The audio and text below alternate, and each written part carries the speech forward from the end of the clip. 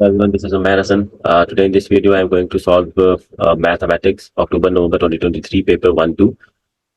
Question number 1 is work out. You can subscribe the channel so that you can have updates on the solution of the papers of O levels and A levels, both of them. So work out 0.05 into 0.3. यहाँ पर आपके पास this is basically multiplication of decimal number. So whenever you have to multiply two decimal numbers without calculator, so what you can do is that you can simply multiply the numbers forgetting the decimals. आप decimals को ignore करके जो आपके numbers हैं, ये देखिए यहाँ पर ये जो जीरो बिफोर द नंबर है, दे डजंट मैटर। अब यहाँ डेसिमल रिमूव कर दें तो 005 इज बेसिकली 5। अगर आप यहाँ डेसिमल रिमूव कर दें तो 03 इज बेसिकली 3। मल्टीप्लाई कर दिया आपने डेसिमल के बिना। अब आप काउंट करें, आपके पास जो क्वेश्चन था उसके अंदर डेसिमल के बाद कितने नंबर थे। यहाँ डेसिमल के बाद एक नंबर है, यहाँ डेसिमल के बाद दो नंबर है। तो आपके क्वेश्चन में डेसिमल के बाद टोटल 3 नंबर थे, तो आपके आंसर में भी डेसिमल के बाद 3 नंबर होने चाहिए। तो 0.015 डेसिमल के बाद 3 नंबर होने चाहिए, आपका आंसर है। सेकेंड है डिवीजन, इसमें भी डेसिमल नंबर है। डिवीजन इज अगेन सिंपल, आप डिवाइड करते हैं इस तरह। अब ये 0.2 है, डेसिमल नंबर है, इसमें आपको डेसिमल को खत्म करने के लिए आपको 10 से मल्टीप्लाई करना पड़ेगा। अगर आप डिनोमिनेटर में करते हैं मल्टीप्लाई, तो आपको न्यूमिनेटर में भी मल्टीप्लाई करना पड़ेगा। यहाँ पे एक चीज मैं बता दूं कि आपके पास डेसिमल के बाद अगर एक डिजिट है तो आप 10 से मल्टीप्लाई करते हैं। अगर डेसिमल के बाद 2 डिजिट होते हैं तो मैं 100 से मल्टीप्लाई करता। जब आप मल्टीप्लाई करेंगे 600 को 10 से, वो हो जाएगा 6000। और जब आप मल्टीप्लाई करेंगे 0.2 को 10 से, तो वो हो जाएगा 2। अब आप इसकी सिंप्लीफिकेशन कर लें, 6000 डिवाइडेड बाय 2 इज 3000। 3000 आपका आंसर है।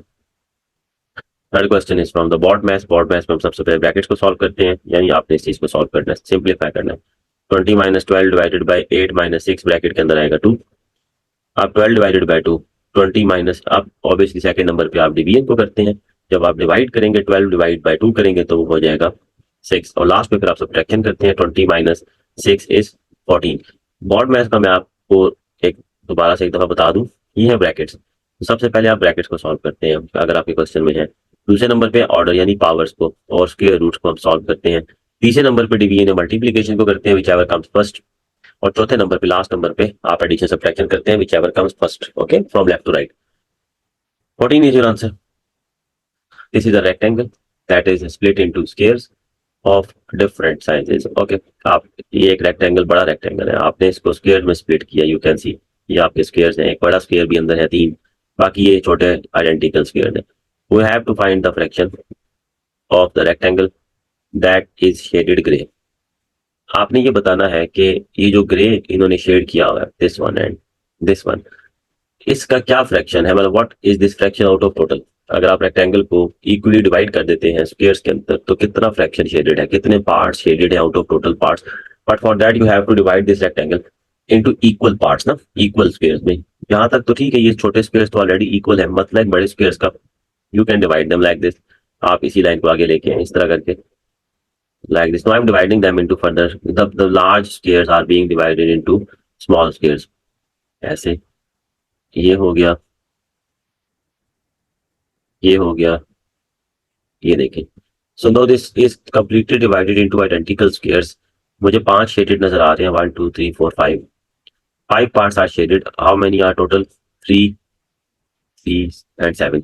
1 2 3 आप काउंट कर लें, 21 बनेंगे। 9 12 15 18 21। 5/21 इज योर आंसर। इस तरह से अब जब भी फ्रैक्शन का क्वेश्चन होता है ना, जब आप डिवाइड करते हैं किसी भी चीज को पार्ट्स में, तो मेक श्योर पार्ट्स जो है ना वो एक जैसे हो, मतलब पार्ट्स एक जितने होने चाहिए।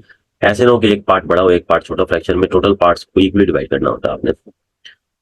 Okay, find a decimal which is exactly half पे बिटवीन 3/5 एंड 68%। पहली बात तो है कि आपको डेसिमल फाइंड करना है, तो you have to convert this one and this one into decimal. 3/5 को डेसिमल में करते हैं, 3/5 डेसिमल लगाएं।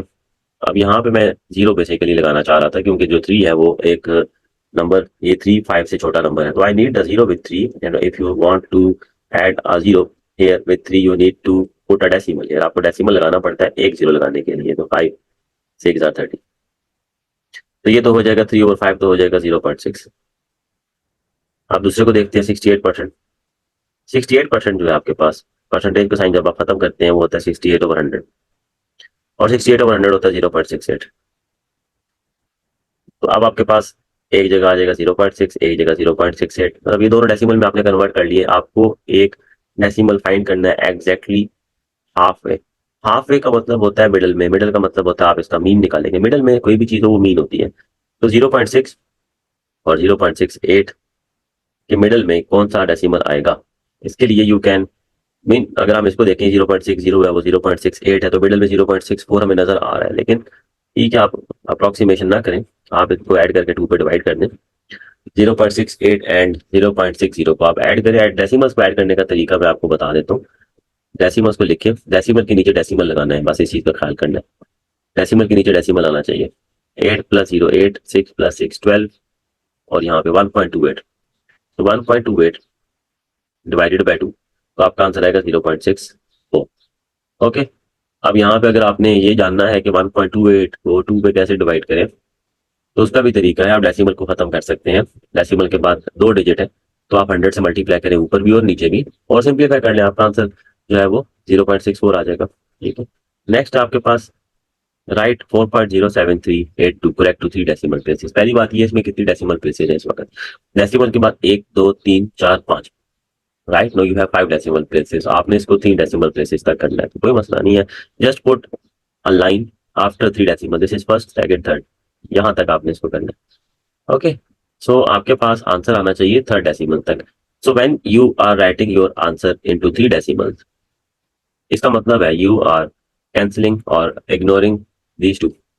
सो आपको फिर देखना ही होता है कि जो नंबर इमीडिएटली आफ्टर 3 के है, immediately after your last digit जो नंबर है विच इज 8, ये नंबर इंपॉर्टेंट होता है। क्योंकि अगर ये नंबर 5 है या 5 से बड़ा है, सो इन दैट केस आपको 3 को बाय 1 इंक्रीज करना होता है।